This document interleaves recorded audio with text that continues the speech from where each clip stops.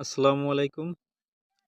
তো আপনাদের মাঝে আমি আজকে আবার নতুন একটা ভিডিও নিয়ে হাজির হলাম। আজকে বলবো কিভাবে পেঁয়াজ গোড়ায় গুটি বৃদ্ধি হয়, বাল্বটা বড় হয়। পেঁয়াজ সূর্যের আলোকে কাজে লাগিয়ে পানি এবং খনিজ লবণ গ্রহণ করে। সেটা সুক্রোজ আকারে তৈরি হয়।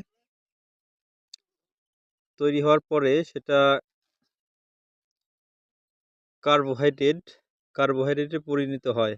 আপনারা যে পেঁয়াজের গুটিটা দেখতে পারেন সেটা হচ্ছে কার্বোহাইড্রেট ওইটা। তো পেঁয়াজ কার্বোহাইড্রেট সুক্রোজ আকারে খনিজ লবণ এবং পানি সূর্যের আলোকে কাজে লাগিয়ে যে খাবার গ্রহণ করে সেটাই আস্তে আস্তে সেটা বিভিন্ন প্রক্রিয়ার মাধ্যমে কার্বোহাইড্রেট আকারে তৈরি হয়।